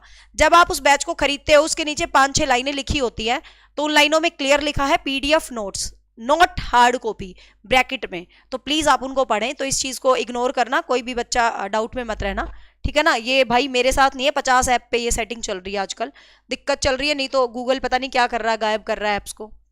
हाँ, अनअकैडमी गायब हो गया था, मेरी क्या औकात है, चलो। हाँ, बच्चों की सक्रिय भागीदारी, तो आपको पता है भाई ए और बी दोनों ठीक है, तो दोनों ही ठीक है, आपको पता है ए और बी दोनों सही है और दोनों का ही एक करेक्ट व्याख्या भी है, बिल्कुल सही है। अगला करते हैं, थोड़ा फास्ट चलते हैं, अगला क्वेश्चन बहुत आसान है, तुम्हें आता है। निम्नलिखित में से कौन सी प्रक्रिया अधिगम के दौरान योगदान नहीं देती है? अब अधिगम के दौरान थोड़ा सा इसको इंग्लिश में देख लेते हैं। आपका लर्निंग करवा रहे हो, आप टीचिंग लर्निंग करवा रहे हो, तो भाई क्या है, हाँ, आपको ऐप पर इतना कंटेंट मिलेगा, मैं आपको लिख के देती हूँ, उससे बाहर क्वेश्चन नहीं आएगा पेपर में, बस ये काम करती हूँ मैं ऐप पे, बहुत मेहनत करती हूँ, भाग लोग इधर है। चलो, तो which of the following process is not contribute to the course of learning? Learning में क्या नहीं होता है, देखिएगा। तो ऑर्गेनाइजेशन, लर्निंग के अंदर ऑर्गेनाइजेशन होता है भाई। लर्निंग हमेशा संगठन का नाम है, आपको संगठन करना चाहिए भाई, बिल्कुल सही कह रहा है ये, बिल्कुल सही है। कैटेगराइजेशन, देखो लर्निंग के अंदर वर्गीकरण, अब ध्यान से सुनना, वर्गीकरण का दो मतलब होता है, एक तो बच्चों को कैटेगराइज करना, वो लेबल्ड करना होता है, कैटेगराइज नहीं होता, ठीक है। हाँ, नहीं, एक बच्चे ने कमेंट किया था हार्ड कॉपी का, इसलिए मुझे लगा कि रिप्लाई करना जरूरी है, बच्चा डाउट में नहीं रहना चाहिए, साइकोलॉजी कहती है। हाँ, अब देखो, अब आपके मन में आएगा मैम कैटेगराइजेशन तो नहीं करना चाहिए बच्चों को, लेकिन जब बच्चों को कैटेगराइजेशन करने की बात होगी तो कैटेगराइजेशन नहीं लिखा होगा, वहां पर लेबलिंग लिखा होगा। बच्चों को लेबल्ड करते हैं कि तू होशियार, तू बीमार, ऐसा लेबल्ड करते हैं, ठीक है। कैटेगराइजेशन का मतलब क्या है कि बच्चा अपना किसी भी तरीके से कोई भी चीजों को वर्गीकरण कर रहा है। वर्गीकरण आपको पता, प्यासे की क्वालिटी है, अनालॉजी, मतलब 4 चीजें सेम दे दी तो बच्चों को कहेगा 3 ऐसी हैं, 1 ऐसी है, आपको पता है, ठीक है। हाँ, कॉन्सेप्चुलाइजेशन मतलब वैचारिकता, सीरियस होना पड़ेगा, पेपर है सिर पे निकम्मो। वैचारिकता कॉन्सेप्चुलाइजेशन, तो भाई सीखने की सबसे जरूरी चीज है, सीखने में कॉन्सेप्ट तो बहुत जरूरी है, 100% जरूरी है। भाई डी लगा दिया यार, डी क्यों लगा रहा है, कॉन्टेक्स्ट दो ना बच्चों को, डी का क्या मतलब है, डी तो नेगेटिव सेंस में आ गया, ठीक है। तो यहां पर आपको ध्यान रखना है, आंसर रहेगा डी, पढ़ने में ये जरूरी नहीं है। नेक्स्ट क्वेश्चन है क्वेश्चन नंबर 20, ध्यान से देखते हैं भाई, अच्छा सा क्वेश्चन लग रहा है शक्ल से तो, देखिएगा। निम्नलिखित में से कौन सा एक ऐसे प्रश्न का उदाहरण है जिसमें विद्यार्थियों को अपनी सोच पर विचार करने की आवश्यकता होती है। ये कह रहा है कि भाई एक ऐसा प्रश्न बताओ जिसमें विद्यार्थी अपनी सोच पर विचार करे। भाई मैं सोचूं कि यार इस क्वेश्चन में मैंने क्या दिमाग लगाया है, वो देखते हैं। What is the relationship between the noun and verb of sentence. बच्चे से पूछ रहा है कि वर्ब और सेंटेंस में क्या रिलेशन है। भाई फटाफट ये बता दो कि वर्ब में क्या रिलेशन है और सेंटेंस में क्या रिलेशन है। तो बच्चा बता देगा। ऐसे प्रश्न का उदाहरण देना है जिसमें विद्यार्थियों को सोच विचार करने की आवश्यकता है। अब मैं कहूं नाउन क्या होता, वर्ब क्या होता, तुम कहोगे मैम नाउन क्या होता। नाउन तो नेमिंग वर्ड्स होते हैं, ये पंखा है, ये टेबल है, ये ब्लैक बोर्ड है, ये तो जी नाउन हो गया। वर्ब क्या होता मैडम, कोई एक्शन होता, कोई एक्टिविटी होता, वर्ब होता। क्या तुमने दिमाग लगाया, कुछ ज्यादा दिमाग तो नहीं लगाया ना इस क्वेश्चन पे, छोड़ो इसको। What is the definition of verb. मैं कहूंगी वर्ब की डेफिनेशन क्या है, तो आप कहोगे मैम जिसे करना हो या ना पाया जाए, तो कोई दिमाग नहीं लगाया। How do you change the verb to the present tense. अब भाई मैंने एक एग्जांपल दे दिया, मैं कहूंगी प्रेजेंट टेंस में बदल दोगे, तुम्हें पता है, तो कोई ज्यादा दिमाग तो नहीं लगाया। How has your thinking about the use of the verb changed in the beginning of the class। अब तुम यहां पर दिमाग लगा रहे हो कि तुमने क्लास के शुरू में क्या सोचा था, अब तुम क्या सोच रहे हो, आगे क्या करोगे। तो मतलब कुछ तो लॉजिक यहां पर लगा रहे हो, बाकी 3 क्वेश्चन में तो कुछ भी लॉजिक नहीं लगा रहे। तो आंसर रहेगा 4, आंसर रहेगा 4। ठीक है, अगला क्वेश्चन देखिएगा। अगला क्वेश्चन देखा, विच of the following is an example of internal attribution for failure. निम्नलिखित में से कौन सा विसफलता के लिए आंतरिक आरोपण है। ध्यान से देखिए, अच्छा क्वेश्चन है। विसफलता का मतलब क्या है, विच of the following is an example of internal attribution. भाई मेरे को अंदर से ये फील हो रहा है कि मैं फेल हुई, तो मैं क्यों हुई, मतलब इंटरनल अंदर वाली बात पूछ रहा है ये कि कौन सा विसफलता के लिए आंतरिक आरोपण है। आंतरिक, मैं खुद को ही आरोपित कर रही हूं कि यार निशा तू ही निकम्मी है, तू ही नहीं पढ़ी, निशा मैडम ने तो बहुत अच्छा पढ़ाया था, तू ही नहीं पढ़ी है। तो इस तरीके से I am just giving you example, not appreciating my self. ठीक है, क्योंकि आपको पता है मैं हमेशा पर्सनल एग्जांपल देती हूँ, ये मेरी आदत है। आई रिसीव्ड ए लो, नेगेटिव है तो भी खुद को ही बोलती हूँ, पॉजिटिव है तो भी। I received a low grade because a teacher is tough Gardner. भाई मैंने लो ग्रेड इसलिए करे क्योंकि जो मेरा टीचर है वो इतना कठोर था। ऐसे मैडम आती थी क्लास में, रोज डांट डूट के चली जाती थी, पढ़ाती पढ़ती थी नहीं। तो भाई अब टीचर पे थोप रहे हो तो इंटरनल तो नहीं हुआ ना, ये तो एक्सटर्नल हो गया, क्योंकि ये तो अपने टीचर पर थोपा मुझ पे। हाँ, I fail the test because I didn't study enough. मैं फेल हुई क्योंकि मैंने नहीं पढ़ी। भाई मैं बहाने मार रही थी रोज, मेरा छोटा है, मेरी सासू नहीं पढ़ने देती, मेरा आदमी रोज डायलॉग मार के चला जाता है, मेरा तो जी ही नहीं लगता जी पढ़ने में। भाई तुम खुद जिम्मेवार हो। ठीक है, I fail the test because I didn't study enough. खुद ज्यादा नहीं पढ़ोगे तो रिजल्ट नेगेटिव आएगा। I didn't get good marks because the teacher was biased. भाई मुझे नंबर नहीं आए क्योंकि मैडम क्लास में कहती थी ये वाला बच्चा इंटेलिजेंट है, ये वाला नालायक है, ऐसे थोड़ी ना। ठीक है, ये भी मतलब एक्सटर्नल हो गया। I fail the test because my friend were distracting me. भाई मैं फेल होगा क्योंकि मेरा फ्रेंड रोज कहता है यार इंस्टाग्राम देख लेना, तू क्या करेगा पढ़ के, तो डिस्ट्रैक्ट करेगा तुम्हारा फ्रेंड, जरूरी थोड़ी ना तुम्हें डिस्ट्रैक्ट होना। तो भाई इसका मतलब सीधा सीधा आंसर है, इसने इंटरनल एट्रीब्यूशन पूछा है, आपके अंदर का एट्रीब्यूशन पूछा है, तो आंसर 2 आएगा। ना कोई फ्रेंड आपको डिस्ट्रैक्ट कर सकता, ना कुछ दुनिया में कोई आपको डिस्ट्रैक्ट नहीं कर सकता। यदि आपके दिल में है कि आपको कुछ करना है तो आपको कुछ करना है। क्या बात, मुझे ऐसा लग रहा है यार 2 दिन के बाद मेरे में ज्यादा एनर्जी आ गई रेस्ट के बाद। हाँ, तो यहां पर आंसर रहेगा 2। यस, चलो अगला क्वेश्चन देखो, ध्यान से फटाफट आंसर करेंगे 22 के क्वेश्चन का। क्या कह रहा है भाई 22वां क्वेश्चन, निम्नलिखित कथनों को पढ़िए और सही विकल्प का चयन कीजिए। बहुत कम उम्र में दुनिया भर में अधिकांश संस्कृतियों में लड़कियां गुड़िया को खिलौनों के रूप में चुनती हैं, जबकि लड़के कारों को खेलना पसंद करते हैं। भाई लड़कियां क्या कहती हैं, आपको पता है ये जेंडर बाइसिस है, जेंडर स्टीरियोटाइप है कि भाई ये जेंडर बाइस आपके सिलेबस में दिया हुआ है। ठीक है, बहुत कम उम्र में दुनिया भर में अधिकांश संस्कृतियों में लड़कियां गुड़ियों से खेलती है और लड़के कारों से खेलता है। बिल्कुल 100% सत्य स्टेटमेंट है, जेंडर बाइसिस जेंडर स्टीरियोटाइप का एक स्टेटमेंट है, बिल्कुल सही है। ठीक है, तो ए स्टेटमेंट क्वाइट ओके है, ए स्टेटमेंट सही है भाई, ए और आर दोनों सही है, ए सही है। ठीक है, अब देखो, बच्चे किसी विशेष संस्कृति की अपेक्षाओं के आधार पर एक लड़के या लड़की के लिए क्या उपयुक्त माना जाता है उसके बारे में जानकारी व्यवस्थित करते हैं और उसके अनुसार व्यवहार करते हैं। बिल्कुल भाई, children organise information about what is consider appropriate for boy and girl and the biases. भाई हमारे संसार में चल रहा, बच्चों को पता लड़कों के लिए ये ठीक है, लड़कियों के लिए ये ठीक है। बिल्कुल सही है, दोनों ही स्टेटमेंट सही है, ए और आर दोनों सही है। ए आर की क्या है भाई, सही व्याख्या है। तो आंसर यहां पर क्या रहेगा भाई, आंसर यहां पर क्या रहेगा, 2 रहेगा। बिल्कुल सारी स्टेटमेंट ओके है, क्योंकि देखो यहां ये भी ठीक है और एक मिनट, तथा आर ए की सही व्याख्या है, आर ए की, हाँ, क्योंकि इनको पता चल गया मेरे लिए ये ठीक है तो ये गुड़िया से खेल रही है, मेरे लिए ये ठीक है तो मुझसे कारों से खेल रहा हूं, तो आंसर बी रहेगा। यस, आंसर यहां पर बी रहेगा। नेक्स्ट है, नेक्स्ट क्वेश्चन बहुत ही आसान है। लेव वाइगोस्की के अनुसार बच्चे संकल्पनात्मक योग्यताओं के विकास में महत्वपूर्ण भूमिका निभाता है। तो आपको पता है भाई वाइगोस्की के हिसाब से बच्चे के जो कॉन्सेप्ट बनते हैं वो कैसे बनते हैं। एवरीबॉडी नो कि वाइगोस्की कहता है सोशल कल्चर इंटेलिजेंस, जो हमारा समाज होता है हम उससे बनाते हैं, अपने सहकर्मियों से बनाते हैं। मूर्त पुरस्कार की वाइगोस्की कोई बात नहीं करता है। सामाजिक अलगाव, अलगाव तो वाइगोस्की कहता ही नहीं, वो तो कहता है समाज में मिलो भाई, ठीक है, हाँ, समाज में मिलो भाई। एक मिनट ध्यान से देखते हैं, एक मिनट दोबारा देख लेंगे, रुको। मानकीकृत पाठ्यक्रम, स्टैंडर्डाइज करिकुलम, स्टैंडर्डाइज करिकुलम, ये भी ठीक है क्योंकि ये वाइगोस्की नहीं कहता है, तो वाइगोस्की के हिसाब से भी है। एक मिनट रुको इस क्वेश्चन को, एक मिनट रुको, देखो ये जो ए है ये क्या कह रहा है भाई, बहुत कम उम्र में दुनिया भर में अधिकांश संस्कृतियों में लड़का लड़की मतलब गुड़िया से खेलती हैं जबकि लड़के कारों के साथ खेलते हैं। हाँ भाई बिल्कुल ठीक है कि भाई ये तो कारों के साथ खेलते हैं, मतलब जेंडर स्टीरियोटाइप है और ये हमारी दुनिया में चल रहा है, ये ठीक है। बच्चे किसी विशेष संस्कृति की उपेक्षाओं के आधार पर एक लड़के या लड़की के लिए क्या उपयुक्त माना जाता है, इस बारे में जानकारी व्यवस्थित करते हैं। देखो अब दूसरी स्टेटमेंट में कह रहा है सिर्फ बच्चे जानकारी इकट्ठा करते हैं। बच्चे क्या करते हैं भाई, जानकारी इकट्ठा कर रहे हैं। तो देखो ध्यान से, स्टेटमेंट दोनों ठीक है, ध्यान से देखिएगा, स्टेटमेंट दोनों ठीक है, लेकिन यहां पर तो जानकारी इकट्ठी कर रहा है और यहां पर खेल रहा है। मतलब ये नहीं कह रहा, दूसरी स्टेटमेंट में ये बोलता ना ये कि भाई इस तरीके से बड़े लोग कहते हैं कि लड़कियों को ऐसा ही करना चाहिए, लड़कों को ऐसा ही करना चाहिए, ऐसा कुछ स्टेटमेंट होता तो ये आपको इसका सही एक्सप्लेनेशन होता। इसका मतलब ये बात तो दोनों ठीक है, ये बात तो दोनों ठीक है, लेकिन जो मतलब ए का सही जो मतलब एक तरह से व्याख्या है वो आर नहीं कर रहा।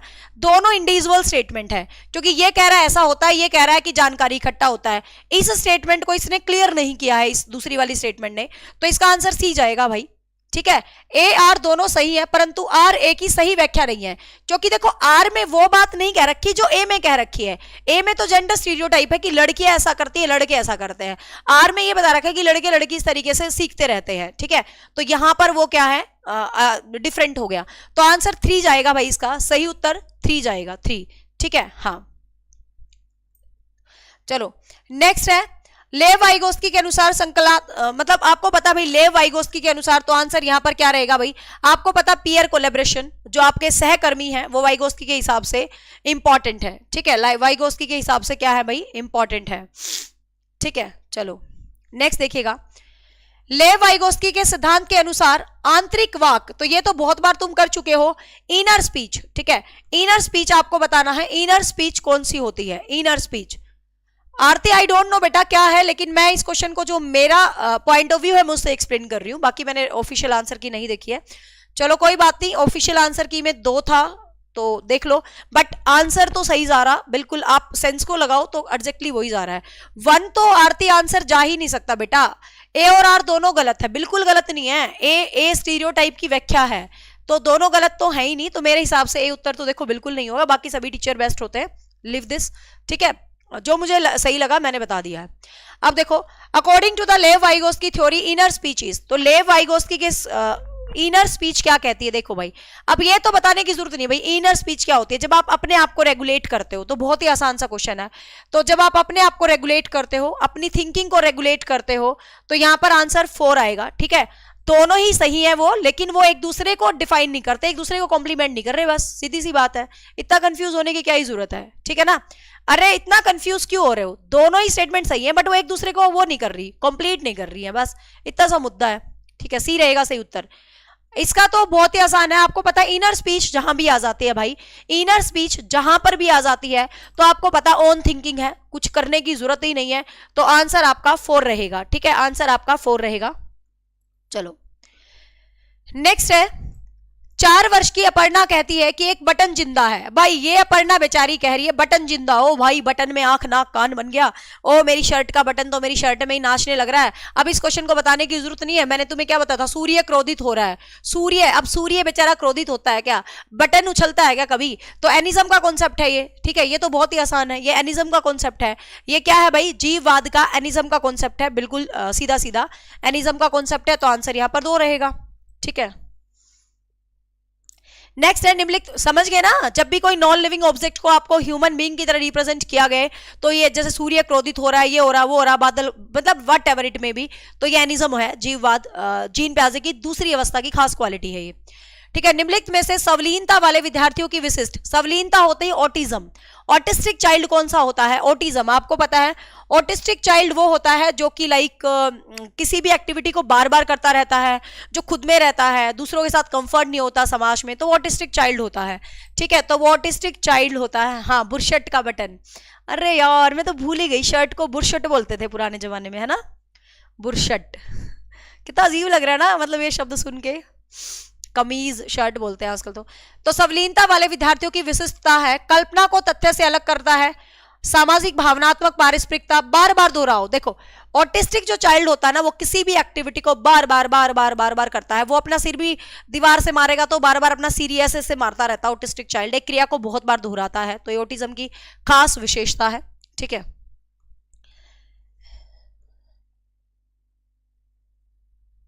हाँ, नेक्स्ट है क्वेश्चन नंबर 27। शिक्षार्थियों के बीच समालोचनात्मक चिंतन को सुगम बनाने के लिए शिक्षकों को उन्हें विविध परिस्थितियों में विभिन्न दृष्टिकोणों से अवगत करवाना चाहिए। बिल्कुल करवाना चाहिए भाई, 100% करवाना चाहिए। जब विद्यार्थी, अब ये क्या कह रहा है भाई, विभिन्न दृष्टिकोणों में, एक सेकेंड इधर देख लेते हैं।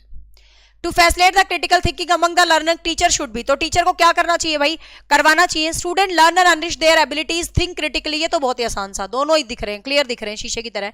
ए भी ठीक है, विद्यार्थी विविध मतभेदों के बीच संलग्न होगा तो समालोचन चिंतन अच्छा करेगा, दोनों ही ठीक है, मतलब बहुत ही आसान सा है। तो ए और आर दोनों सही है और दोनों ही एक दूसरे की सही व्याख्या है। ए और आर दोनों सही है और दोनों ही एक दूसरे की सही व्याख्या है, तो आंसर यहाँ पर 2 रहेगा। बिल्कुल आसान है ये, ठीक है, ये बहुत ही आसान क्वेश्चन है, क्योंकि समालोचनात्मक चिंतन करोगे तो समालोचनात्मक व्यवहार करोगे, क्षमताएं बढ़ेगी, तो दोनों ही ठीक है, ठीक है। नेक्स्ट है निम्नलिखित में से अधिगम का प्राथमिक लक्ष्य क्या है, मतलब आपकी प्राइमरी लक्ष्य बताना है आपको। प्राथमिक लक्ष्य, तथ्यों को रटना, रटवा दो, रट्टाफिकेशन तो होनी नहीं चाहिए, रट्टाफिकेशन होती तो ये पेपर इतना जल्दी खत्म हो जाता, समझना है तभी टाइम लग रहा है, तो तथ्यों को रटना ही नहीं है। यंत्रवत याद करने का पूर्व अभ्यास करना, मतलब यंत्रवत विधि पूर्वक, जैसे पूजा पाठ करते हैं ऐसे विधि पूर्वक याद करो ना भाई ना। समकक्षियों के साथ प्रतिस्पर्धा, कंपटीशन लगा दो भयंकर वाला ना, ये तो आसान है। बच्चों में जब तक आप क्रिटिकल थिंकिंग ले आओगे, समालोचना चिंतन नहीं लाओगे, अच्छा नहीं सिखाओगे, तब तक बेस्ट लर्निंग हो ही नहीं सकती, तो आंसर 4 रहेगा।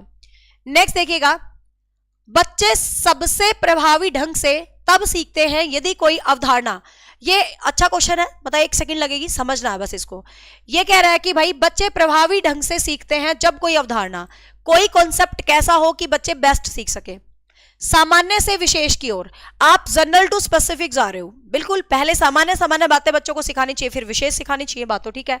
अमूर्त से मूर्त, देखो कभी भी बच्चे को जब आप सिखाने लगोगे, कभी भी बच्चे को आप सिखाने लगोगे तो कभी भी कंक्रीट टू अब्स्ट्रैक्ट जाते हैं, अब्स्ट्रैक्ट टू कंक्रीट नहीं जाएंगे, सीधा बच्चे को भावनाओं विचारों पर काम नहीं करवाओगे, मूर्त से अमूर्त सिखाते हैं पहले, है ना, अमूर्त से मूर्त नहीं सिखाते हैं, तो बी तो नहीं होगा।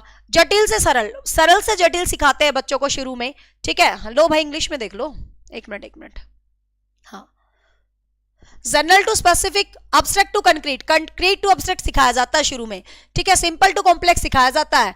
इंप्रिकल टू रेशनल, आपका मतलब तर्क संगत से अनुभव, अरे भाई बच्चों को लॉजिक बाद में लगाएंगे, पहले हम अपने एक्सपीरियंस से काम करेंगे, तो एक्सपीरियंस अपोजिट लिखे हैं तीनों, तो सही स्टेटमेंट यही लिखी है, सही स्टेटमेंट यही लिखी है, सामान्य से विशेष, तो आंसर हो गया आपका 1, ठीक है। And this is the last question guys. अब इसके अंदर विद्यार्थियों को सीखने की शैलियों में विविधता, विद्यार्थियों को सीखने की शैलियों में विविधता को महत्व दिया जाना चाहिए और मानव विविधता के प्रतिबिंब के रूप में देखा जाना चाहिए, ठीक है।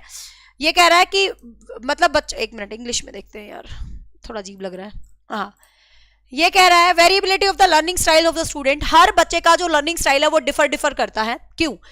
क्योंकि should be the valued of the as the reflection of the human diversities, क्योंकि ह्यूमन विविधताओं को हमें वैल्यू देनी चाहिए। Should be ignored an attempt, ignore नहीं करोगे बच्चे को कहीं भी। Should not be taken into the consideration, हाँ कंसिडर ही मत करो। Should be seen as the barrier, यार बैरियर थोड़ी ना होती है एजुकेशन किसी भी तरीके से।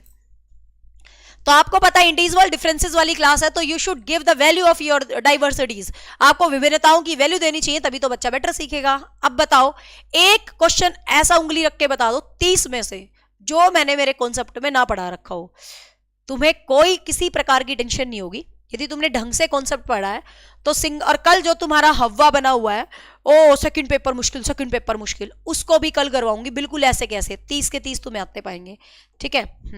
तो उस पेपर को भी कल करवाते हैं।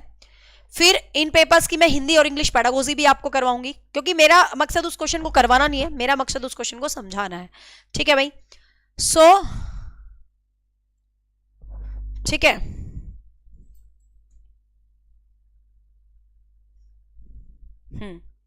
ठीक है भाई।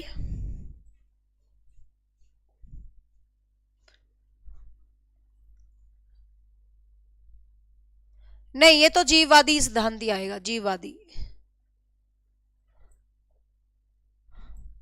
कौन सा क्वेश्चन कह रहे हो आप? 29 चेक करने के लिए। Children learn more effectively if a concept proceed to, समालोचना से, एक minute. Children learn more effectively, बच्चा ज्यादा इफेक्टिवली सीखेगा। तो बच्चा ज्यादा इफेक्टिवली कब सीखेगा भाई? जब मतलब अनुभव से लॉजिक चलेगा, लॉजिक से ए ही है, 1 ही जाएगा इसका आंसर, ठीक है। हाँ चलो, तो ये थे भाई 30 questions and hope so guys आपको ये सीरीज अच्छी लगी हो। आई डोंट नो, क्योंकि देखो जब आप पढ़ रहे हो लगातार तो मैं आपके कमेंट्स पर काम नहीं करती हूँ, आपको मेरा नेचर पता होगा कि जिस टाइम मैं पढ़ाती हूँ, ठीक है, जिस टाइम मैं पढ़ाती हूँ उस टाइम मैं कमेंट्स पर ज्यादा काम नहीं करती हूँ, कमेंट्स पर काम करते हैं हम पढ़ाने के बाद, ठीक है। कोई बात नहीं आरती, मैं इस क्वेश्चन को अगेन चेक कर लूंगी, but according to me this is okay answer. हाँ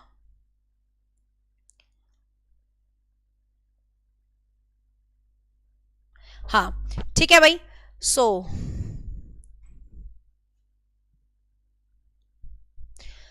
क्या कह रही थी? हाँ, होप सो आपको ये सीरीज अच्छी लगी हो। इस सीरीज में कम से कम भी 8-7 क्वेश्चन ऐसे हैं जो कॉमन सेंस के थे और जो पेडागोजिकल क्वेश्चन जिनको आप कह सकते हो, तो होप सो आपने उन क्वेश्चंस को कर लिया होगा, ठीक है। अब एक दो क्वेश्चन जो आपके डाउट से मैं बता देती हूँ। एस्टेट का एक तो डेट एक्सटेंड हो गई है, कोई नहीं आरती चेक कर लेंगे, डोंट वरी। क्वेश्चन का डेट हम चेक कर लेंगे, क्वेश्चन का डेट कह रही हूँ, एग्जाम का एक आधा दिन बढ़ गया है, तो कोई ऐसा बड़ा मुद्दा नहीं है, आप बहुत इजीली कवर कर लोगे। कल मैं आपको हिंदी इंग्लिश पेडागोजी भी करवाने वाली हूँ, ठीक है। टीजीटी का पेपर करवाऊंगी, जब आपको फिर हिंदी इंग्लिश पेडागोजी भी मैं आपको करवाने वाली हूँ बहुत अच्छे तरीके से। पेडागोजी का तो सब कुछ टिप्स पे हो जाएगा, टेंशन की जरूरत नहीं है, बस तुम ये 9 बजे वाली सीरीज में बने रहना। पहले ये सीरीज मंडे टू फ्राइडे होती थी, मैं आप बता देती हूँ जो नए स्टूडेंट है, ये सीरीज पहले मंडे टू फ्राइडे होती थी, लेकिन एग्जाम को पास आते देखकर हमने इस सीरीज को मंडे टू सैटरडे कर दिया, ठीक है।